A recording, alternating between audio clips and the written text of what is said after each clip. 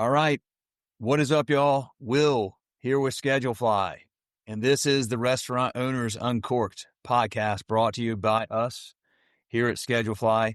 Simple web-based restaurant employee scheduling software backed by legendary customer service. Legendary to the point that like my personal cell phone number is on the Schedulefly website on 3 pages. And this is my cell phone. So you can call me if you want to learn about Schedulefly. And then we also have a low price point. We've been doing this 18 years. We never got venture capital. We didn't sell out to private equity. So we have not had to jack up our prices. So we are very proud to say that we've never changed our pricing structure a penny in 18 years in business. So, simple software, great support, low price point, schedulefly.com, 30-day free trial. No hassles, no BS, no credit card required and all that kind of stuff. But call me or text me. This cell phone, this flip phone does take text. So you're welcome to call or text me anytime. So enough about Schedulefly. Let's talk about Restaurant Owners Uncorked. We are now on episode 600 and something. And every single time I get the pleasure of doing one of these episodes, it is like the best part of my day. So I want to thank these two for joining today. And if y'all would just each introduce yourself real briefly. I know you're partners and you have a really cool story of working every position in this business all the way to ownership. So I can't wait to hear about it. But y'all just take a second, each of you, and introduce yourselves. Maybe Edward, starting with you. Yeah. Hey, well, congratulations on like 600 plus episodes. That's really impressive, Will.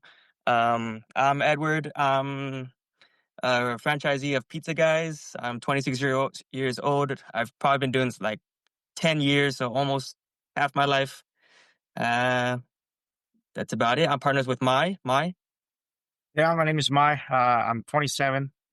Been working with this guy for literally since high school until now. Yeah, senior high school. But we've been knowing each other since we're little kids. But we didn't talk up until high school. This is going to be one of the important things I want to talk to you about today is and the importance of having the right business partner and how business partnerships can thrive and how they can go awry if it's not the right person. So, all right, fellas, where are y'all? I know you're with Pizza Guys. What locations, what cities are you in? We're both in the Inland Empire of, well, this is California, so closer to like Los Angeles, but we're more so on the inside where like the suburbs are. It's called the Inland Empire. The city specifically is Temecula and Murrieta. Okay. Yeah. So you're like east of Los Angeles. Yeah, it's like when you think of Los Angeles, you're not really thinking of this area. Yeah. Okay. Gotcha. So tell me about how you've been with Pizza Guys for how many years now? We started the franchise for 3 years, but I personally been working close to 10 years. Mai's about the same thing.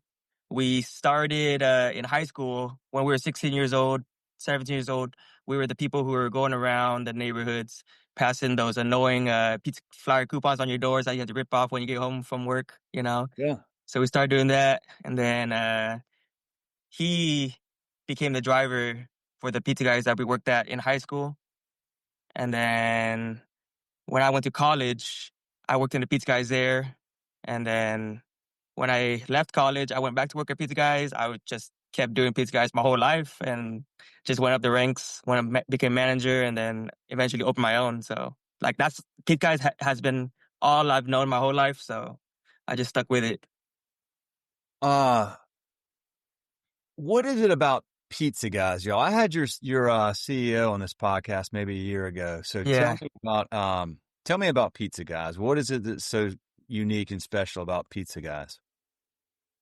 Pizza Guys, the one thing I do like about the Pizza Guys franchise, I know it's cliche how they say, oh, it's a family, like everybody knows each other, it's really close. But it really is a good franchise to work for. Like when you go to the office, everybody knows each other's name. Even like you haven't seen them for 6 months, but we still talk like professionally, but we're all really friendly with each other. When you call someone from the Pizza Guy's franchise office, they'll pick up. They'll greet you by your first name. Everybody just is really friendly with each other, and they actually listen to they actually listen and then help their franchises a lot. Yeah. Gotcha. All right.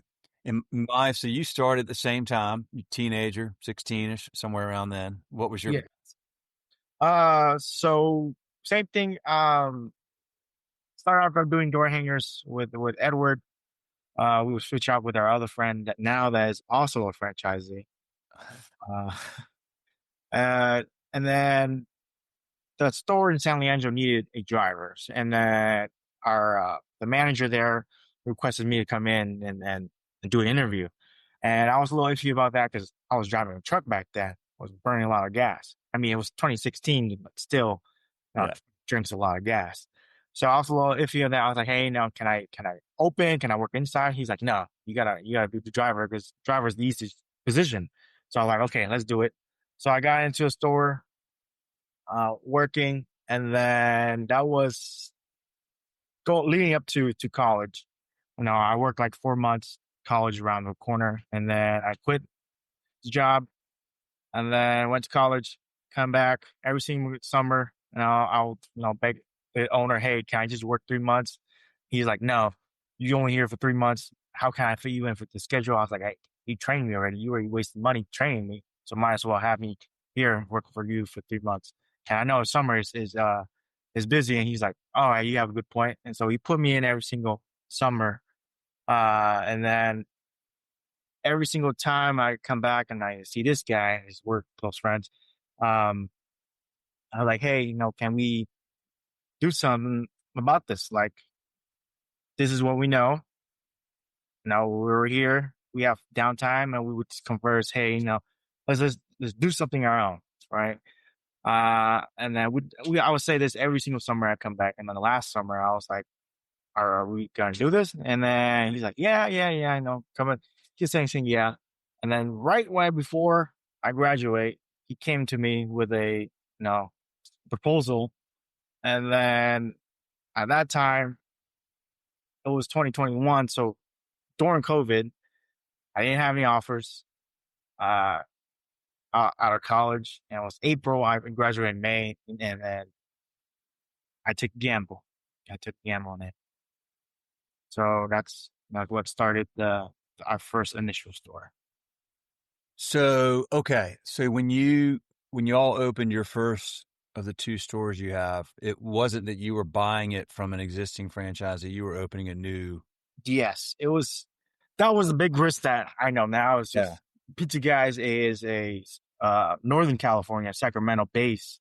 So they spread through there and then out in the Bay Area, a little bit into the Central Valley. And then we're we're the deepest southern location in California. First deep south location. Yeah. And so bringing a name from Northern California down to Southern California, nobody knows us. But we took that risk as a 21, 22-year-old. Well, okay. So then the location where y'all had been working, was that like the first location down in SoCal? Well, That one was actually in the Bay Area, so it's like San Francisco area. Yeah. Okay, so y'all were from up there. You've moved Up there, yeah. Ah. And we're like 8 hours away now, so they changed. So did y'all move there to We did. to start? Yeah. Ah, Yeah. okay. So Uh-huh. you're bringing the brand down to Southern California. Yes, sir. We did. Okay. So that's why I was saying it's a big risk because Yeah. bringing the whole brand down to Southern California, even though I was 4 in Southern California, we're the 5th one, but now we're deep south. It's the new area where nobody knows us. Well, yeah, I mean, California's a big state. Like I live in North Carolina. That's the equivalent of bringing a brand that's in like Virginia down to Florida or something like that. Like it's a long way. So that's a lot of real estate between there and there. Okay, so I'm trying to remember. I really enjoyed that conversation. I don't remember all the details. So remind me, how many locations are there now of Pizza Guys, roughly? Roughly, there's almost like 100. Okay. But actually, well, when we opened the store here, I've actually had many customers when we first opened who were from Northern California, and they would come down like, "Oh my God, thank you for bringing Pizza Guys."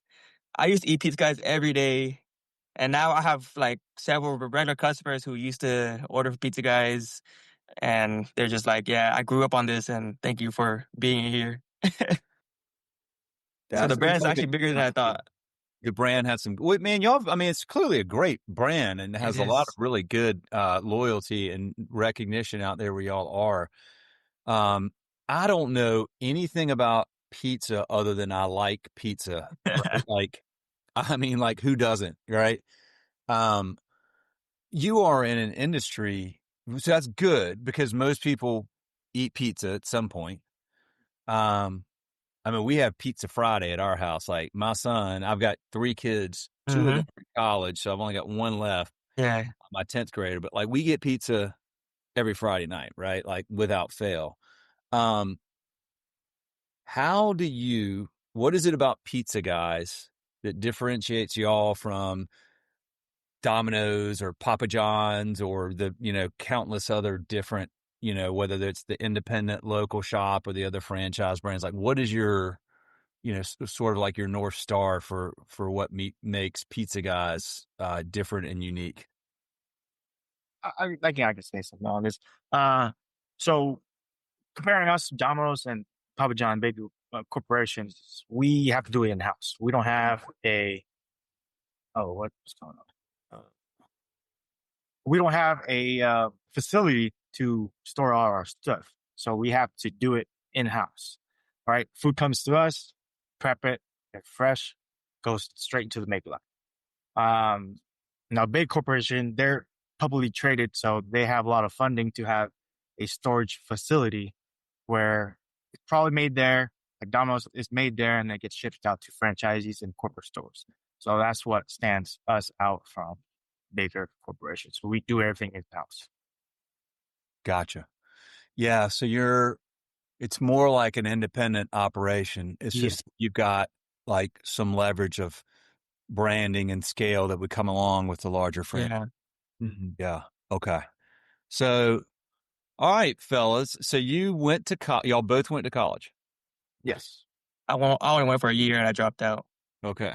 I actually went to University of California, Davis, and I worked for them for like a year, and then I didn't I didn't show up to my shift, no call, no show, so they let me go. So I still see them like every year. Uh, they're really nice people. It's 100% my fault. No, that's funny. Well, I mean, I'm asking that because, you know, I mean, I'm a parent who has 2 kids in college, another who Hmm. probably is going to go in a few years. But, you know, this is a nice opportunity to talk to a couple of guys who are, not that much older than a couple of my kids. And I wonder a lot, like, I mean, you went to college, at least for some amount of time, but Hmm. you learned your business by working in your business. You learned how to, Yeah, like I feel like college is sort of like this thing that we all for forever have thought like, well, you just have to go to college, like that's sure. success. And I'm not totally personally bought into that anymore because I feel like for some people, sure, you want to be a lawyer, Hmm. to college. Yes. You want to be a doctor? Got to go to college. Yeah. Want to be a business owner? I mean, my son right now is majoring in entrepreneurship. He's a freshman, and that's Yeah. fine. But I mean, the reality is the way you're really going to learn to be an Hmm. entrepreneur is freaking doing it. Like That's just true. going out there and taking a risk, making a bunch of mistakes, and hopefully the difference between a failed entrepreneur and a successful entrepreneur a lot of times is because I mean, I guarantee you, I've made Hmm. thousands of mistakes, but like is being self aware enough to go, all right, got that wrong. What did I learn from it? How do I improve? Right. So it's like this process of iteration and trial and error and figuring out what doesn't work so that we get closer to what does. And the only way you really learn that, Hmm. I speak at classes at local universities. I'm like, doesn't matter what I tell you. It literally doesn't matter what I tell you. You can't learn to be an entrepreneur until you just go be an entrepreneur. Like, Yeah. that's the difference. I mean, do you guys agree with that? Like, I don't We, half my age, so I may sound oh, like, you know, we 100% agreed. Like we didn't know what we didn't know until we got thrown into it. Like even now, we're still learning. There's no way to learn without you actually failing and seeing what doesn't work. Because the first time you go around, like when we first started the business, I was pretty confident. I thought that maybe I had worked for like 3 years as a manager. I thought I knew everything. And then when I actually got into it, I was like, I didn't know 90% of the stuff I was supposed to know. yeah, They right. made, yeah, a lot of failures in the beginning. I'm still failing a lot right now. Uh, as Edward's partner, because he got all his training from the owner, and I got all my training from him. And then we opened our second store, and I'm still failing on some of the stuff that I'm doing right now. So you have to fail. I think, like to respond to the college thing, it's you go to college to learn calculated risk. That's what I was taught by my uncle. You go, you learn, and you know how to calculate your risk. That's what college is teaching you. And you Mm, take that out into real life and you calculate your risks before taking the attempt. Yeah. yeah, Mhm. yeah. So, all right. I'm I've got like so many questions I want to ask you guys. I'm so fascinated with this. I'm so proud of you that you're the age as you are and you're doing what you're doing, guys. Like, I mean, like this is the what our country is all about, is like having opportunities to Yeah. take risks and make investments. And Mm-hmm. if you do that and you work hard, and like keep growing and learning. Like I love this. I love that you took risks early. I try to tell young people like Mm-hmm. take risk early in life. You don't want to, Yeah. what you don't want to do is you don't want to get stuck in some job because you feel like it's like the safe thing to do. And then Mhm. you're, in your 40s and you're like, I hate what I'm doing, but I Yeah. can't. It's too late to take a risk. I'm so proud of you guys for doing what you did early. How did Just you? respond to that. Yeah. Yeah. Uh, if knowing what I know right now, I would not take the risk in my early years because my early years, my brain is empty, right? And now I know all the risks. I will take the same risk. I'm glad that I took the risk when I was fresh out of college with nothing in my brain. Uh, Yes. and so now, yeah, just responding to that one. Well, right. I mean, the more you learn, the more, it's almost like ignorance is bliss to a point, right? Like you do. I mean, Yeah. I mean, I'm 51. It's like I see risk in everything now, like, so Exactly. you kind of like lose that, like, just like, I got this, I'll figure this out. But I mean, honestly, though, that is what a lot of entrepreneurialism is. It's just going, I don't know, but I'm going to figure it out and sort of betting on yourself. Uh-huh. Um, And worst comes to worst, I'm still young enough to recover. Yeah. yeah, recover. So, all right. Well, how did y'all pull the money together to open your first franchise there? Did you get a loan, friends and family, equity, or how, I mean, you don't have to get into like the details, but you had to finance this somehow. Yeah, I got a loan from my family, so I'm still paying it back. Yeah. So it's actually a three partnership. We have our other partner too. So our first store, all three of us combined our finance to open our first one. It literally dropped us to down zero. But for me, I took some risks again in college. I pulled out some loans from the school, subsidized loans. I don't know if I should be sharing this, but yeah, I took subsidized loans from the school. It's not a lot, but it's something for me to start with. So it's $2,500 a semester, and I racked up $14,000 worth of student debt right now. But I turned that into something greater. And then, working at a young age too, I saved up, and then that's what brought me to a good standing point. And then I just gamble everything in the stock market, and from there, Well, okay. uh, took a lot of losses in my first year, and then this one stock, I'm gonna say it, Tesla. I gambled out on that one, huge, and satisfied me for the first store. Yeah. That's awesome. I mean, I love that. So you got your first store open. Um, and then how long was it before you opened the second one? We signed the lease for the second one a year after. A So year after. Okay.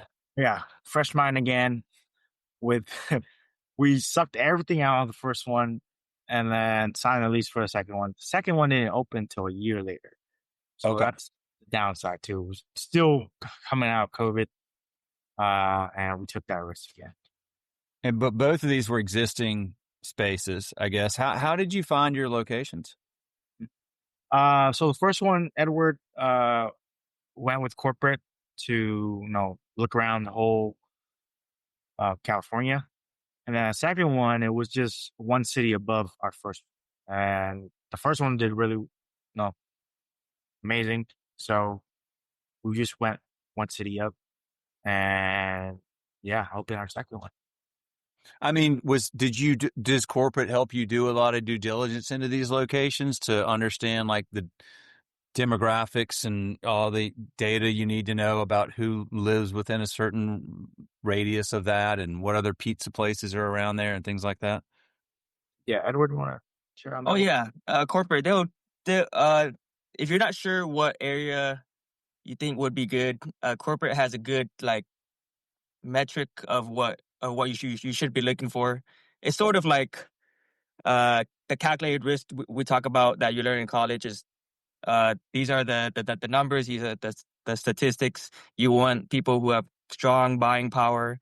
You want places where the income's high, but the rent and the mortgages aren't crazy, so people can afford to buy your food. You're looking for, let's say, like residences with like 3.5 people or more. So you want like families instead of just single people. Okay. Gotcha. And tell me about doing business out in California right now. I mean, you've got some like pretty stiff labor laws and high minimum wages, and like talk a little bit about that. So recently, I think 2024, April 2024 is when we, as us, first time business owner, got hit with the wage increase, $20 an hour for all fast food. That was the first hit for us. And we saw, and corporate responded with increasing prices. And we saw a drop on our ticket number a lot. And then corporate responded, quickly. I think that's the good thing about being in a franchise is they are there to support you. They responded really quickly with supreme deals for our customers to come back. Yes, labor law is very, very aggressive here. So we just have to follow the law. Yeah. I mean, when you spring like a 25%, because the minimum wage was like 16, they increased it to 20, like increasing the labor by 25% is insane for the for the restaurant business. So that was really tough. Um, yeah, it's just the laws out here are not good. I know that they think that they're trying to you know balance out the wealth inequality, but we just started. We're trying to make it too. It's not like we're rich. You So know, guys, this stuff it's as old as time. I mean, the it's it's doing harm while mhm, having good intentions. yeah. The I get the sentiment behind it, but what happens? The problem Mhm, is you have a lot of politicians who've never actually owned a business yeah. and don't really think through the downstream effects, which is small businesses can only endure so much of that. Like a big Yeah. chain can absorb that. Yeah. Like Domino's isn't really worried about that. Their money's Yeah. across the whole, like so. But Yeah. when you're in a small business, that's where it really becomes challenging. And so Mhm. what ends up happening is big corporations benefit. They're all Yeah. people that are the first to get rid of employees as soon as they can deploy a Mhm. piece of technology or a robot or whatever. Yeah. So it's a really tough thing. I hate seeing that. I hope that your state, will over time begin to unwind a little bit of this and learn from some of this. You've got Mhm. people that are not opening businesses in that state for that reason, Yeah. people that have left the state for that reason. Mhm. Like, so, that's tough. But I mean, the flip side of that is you're there, you have to be creative and Mhm. innovative and find ways to make it work. I mean, Yeah. that's just all So there is to it. yes, also being part of a franchise too is they have the resources and they have the time. While we operate our store, they're investing in technology to cut down some of the stuff that we have to labor. Yeah, Yeah, right. we're working on it, but it takes time. It takes a lot of time for it. Yeah. Yeah. Um, so what is the biggest y'all can go in whatever order you want. Mai, we'll start with you. What is the biggest surprise, like that you would not have thought would be an issue before you were actually an owner that you've learned is an issue when you are an owner? The biggest one, I know this one. ticket number. I walked in. I think customer would be just walking in my store, buying pizzas and walk out. All right. 21-year-old me was like, yep, it's going to be easy. I brand new.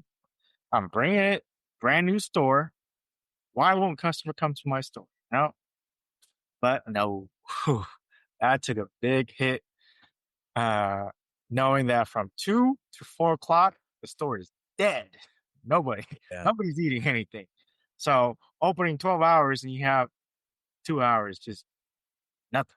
nothing. That's my biggest like eye opener is, and for new people coming into our the fast food or food industry is uh customers are not guaranteed. You have to build up your store. You have to build up that customer relation and community relation, and you have to have a good product for them to come to your door.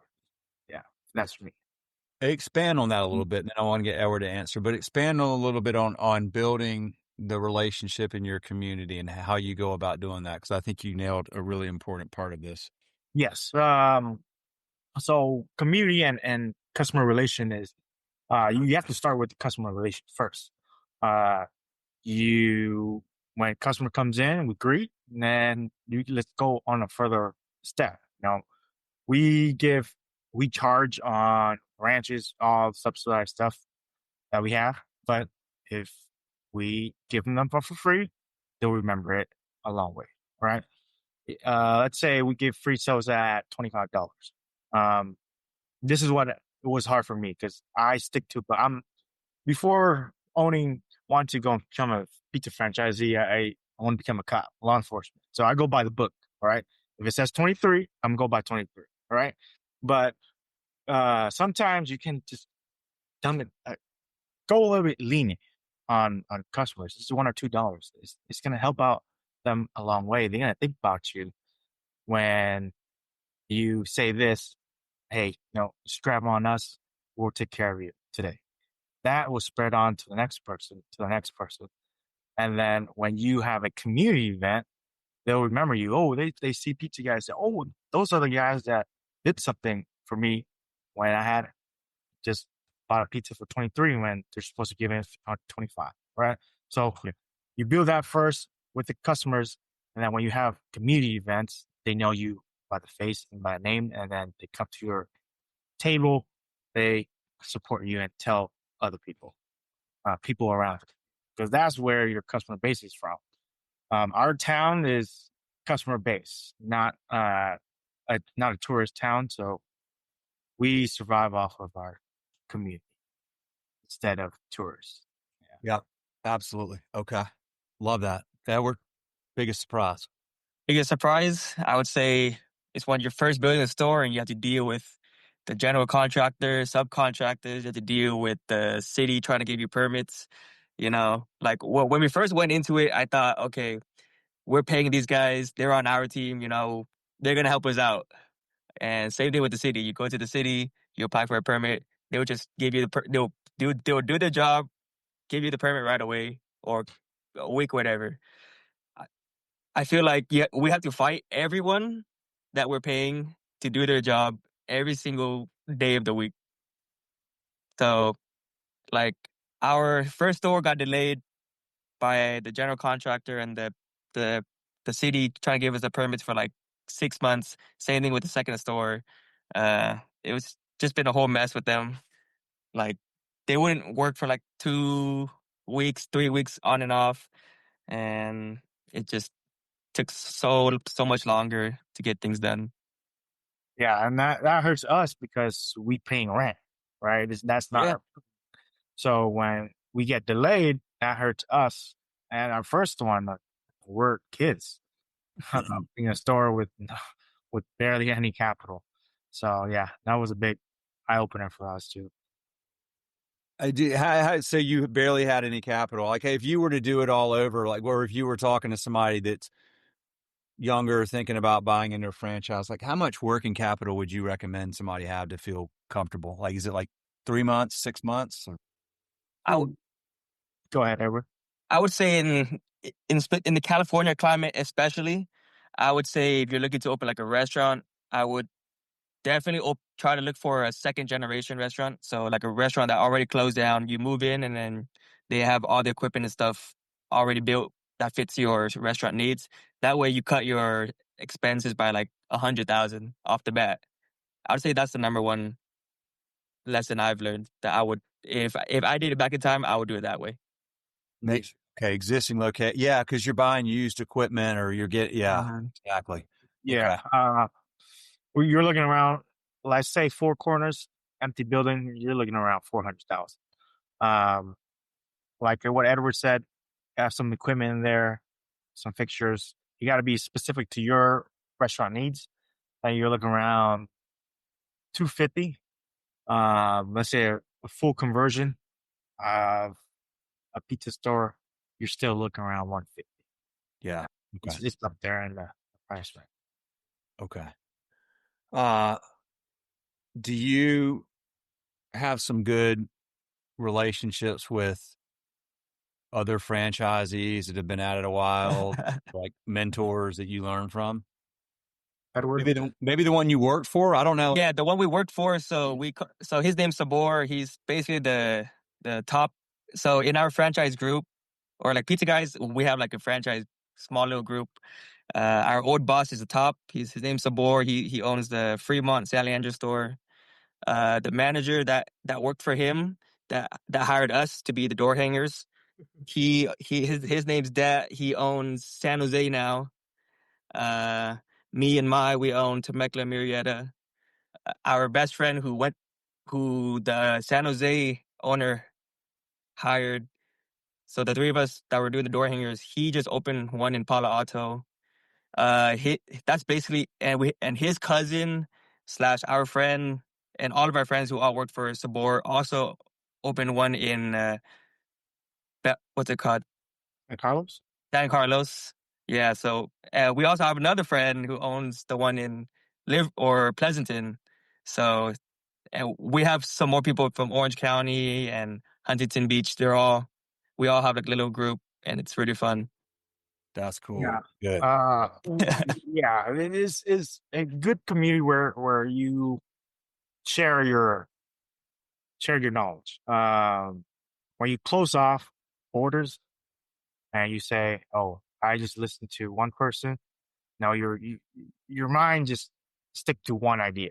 If you open your borders to new avenues, you listen to different, you know, business owner. We're young, so first we listened to our Sabor, our boss back in the day. He told us some stuff, and then listen to different people. Listen to go. Yes. So when you open up your borders, you receive new ideas that you can incorporate to your own uh, store too. Yeah. So yeah, the community within our small little franchisee, yeah, very helpful to us. Do you all have your eyes set on a third location, or are you just trying to focus on the two for now? We're always looking for more locations. We're just looking for, like what we said, like either like a conversion, or we're looking if someone is selling a store and we're in the right place at the right time to buy it. Yeah. It's funny because you weren't that many years ago. You were 16 or 17 and doing the door hangers and then driving and stuff like that. And now you've got those folks working for you, but you guys are pretty close to them in age. And then talk about finding people to work for you that will give the customer the experience that you want them to give those customers. For my store, I whoever I hire, I show them and I do it first. I want to make sure that they can see that I can do it. So I expect them to do it. Right. When a customer comes in, when I first train anybody that walks, whoever I hire, I stand up in front with them and I project it out. Now, customers comes in, I tell them slightly, hey, look, this guy's gonna come in, this woman's gonna come in. Look how I'm gonna react to that. So I show them, and then I expect them to do it. Yeah. So, and that's in everything. So customer service, and then to the back half of the store, like I'm cutting onions. This is how I want to cut onions. I expect you to do the same thing. So yeah, from the front of the store to the back of the store, every single step of the way, I hold their hand and I show them. And then after that, I expect you to do that same way. Yeah. Leading by example. Yeah. I mean, that's great because it's hard to get people to do what you want them to do if they don't believe you're willing to do it yourself. Yes. Right. Yep. Yeah. We try to lead by example. Like we will do the things they don't want to do the most in front of them, so they'll know that we are willing to do it as well. We also, because we want to treat them how we would like our customers and to treat each other. So we just want to treat everyone well. We want to take care of our employees, because if the employees are happy, they'll take care of you and they'll take care of your customers as well.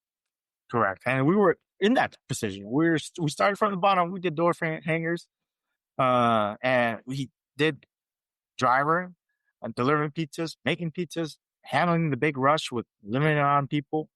So we did all that. So we understand every step of the way how they feel, because we were us little kids doing their job back in the day as well. Yeah. Y'all have a cool story, and you clearly have a lot of credibility, you know, with your team and with the people you hire, because you have literally done it all. And it's also, I would think, for the go-getters that you hire, this is a inspiring story and a good roadmap to show that, like, hey, stick with this, keep doing well, keep taking good care of our customers, keep showing up when you're supposed to, keep getting promoted, and eventually maybe you buy your own location one day. Yes, that's correct. Absolutely. What if you, this is something I've been trying to remember to ask people, because I think it's a fun exercise. If you had a bunch of your customers watching this right now, what would you say to them? Edward, I would definitely say that, hey, we have the best sauce, we have the best cheese, we have the best dough. It's not even close. I've every time a new pizza place in my town opens up, I make it a point to see what they have to offer. And I have yet to meet, except for like the fine dining pizzas, I have yet to meet a standard pizza place that offers better, fresher, tastier pizza than we do. And I really do mean that. And that's why I went with Pizza Guys, because we just have superior pizza. Love it. Yeah, he is. It's actually true. He actually I don't eat a lot of pizza because I make it. I smell it every day. It smells good, and I like to eat it, but sometimes I just don't crave it. But yeah, he makes it out to actually try every single pizza that I open up. So I second that one. For me, I pride my store with customer service. So when you come into my store, you'll come out way happier than when you came in. Guarantee you that. Our staff will make you lit up, and when you walk out, you get something worth your price. Love it. I would say if you had a bunch of customers watching right now, as somebody who's just met you, is that these guys love what they do. They're proud of their product. They're proud of their service. They have a great product and they have great service. They're investing into your community, and they are living the American dream of working hard, eventually starting and owning their own business and trying to grow that business. And you want to support that American dream. This is a great opportunity to do that.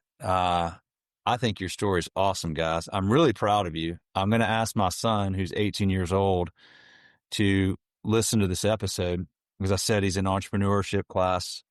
He goes to East Carolina Mhm. University, North Carolina, and he's been asking me about, he's like, I want to be an entrepreneur like you, Dad. And we talk about product ideas and things like that. And my advice has just been go work for somebody. Yeah. Like go work for somebody and learn. It may be that you want to do that. Like maybe it's a franchise and maybe you want to Mhm. have a franchise, or maybe it's some other business and you see, oh, I would do it differently if I ran this business. Mhm. Or a lot of businesses start. I mean, our company started because my former business partner wrote the schedule in a restaurant on Excel and was like, I think there's a better way, right? Yeah. So you find a problem and you go, if I can solve this problem for me, there's probably a lot of other people that have that same problem and I could solve it for them. But like Mhm. most of, being an entrepreneur, it's not like this idea of like just sitting around and just having this brilliant idea and you just go do it. It's really just Yeah. doing the work and then Mhm. finding like what turns you on. I mean, you guys probably when you were 16 wouldn't in a million years have guessed Not I'm even close. gonna own a pizza Nope. franchise one day, right? Like I'm just hanging these things. Yeah. Probably couldn't have cared. This is boring, whatever. This is Yeah. just to make money. But then like you start to realize like, this is actually kind of a cool thing. And then you start Hmm. to get old enough, you're like, well, what is it that I really want to do? Yeah. And here you are. So I congratulate you. I tip my hat to you. I think what you're doing is really awesome and you clearly love what you do. So you guys will keep fumbling your way into finding you growing and getting more locations and building a great team of people. And then some of them will emulate you and go on and probably do the same thing one day. And I love that you're sort of the pioneers of your brand down there in the Inland Empire and in SoCal. And I wish you a lot of luck that brand continues to grow through, the roots that you've planted for Pizza Guys down there. Thank you. Thank you. Thank you so much, Will. Did we miss anything? Is there anything else you guys want to talk about? I think we're pretty good.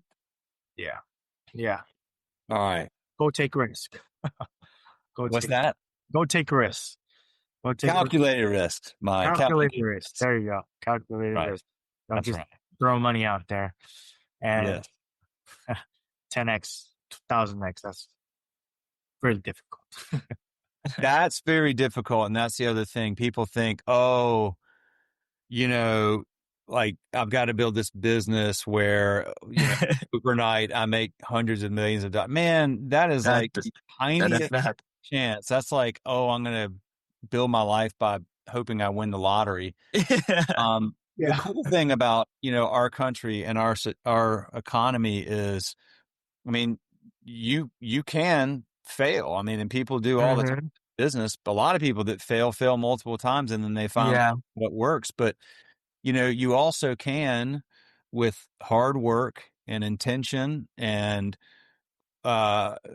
checking your ego so that you are willing to accept when you've made a mistake and learn from that mistake, you can build a really Yeah. nice Yeah, it's profitable business. a partnership too. Is you gotta accept your ego and start listening to other. It's a partnership. You can't just go super hot headed and argue. Step down, just step down a little bit. It's a tough part Yeah. of being somebody who has confidence and is willing to take risk and bet on yourself. It's a balance to also recognize I don't have all the right answers, and if I'm willing to Hmm. admit that I've made some mistakes, that means that sometimes when I think I'm right, maybe I'm not, and I need to just like be open minded and communicate and be willing to learn, and that's a huge part of this. You guys are figuring out things at your age that it took me a lot longer to figure out, so I commend you for that. We're just lucky. We Ah, you guys are you've had a lot of experience and you're mature in your business acumen. So really well done. Thank you so much. Absolutely. I will let you roll. I will just say for those of you listening, watching, please give Restaurant Owners Uncorked a rating on, whether it's Spotify or Apple Podcasts. Give us a 5-star rating, because the more interactions we have with ratings, the more the algorithm puts this stuff out in front of other people that will hear this. I'll ask you guys to do that too. Go to Restaurant Owners Yes, Uncorked. sir. And then I'll have this episode up, sometime next week, and I'll follow up when I do. And I really Perfect. appreciate Thank you so much, Will. Thank you so it. Thank much. you all. Have a good. Everyone. See you. See you.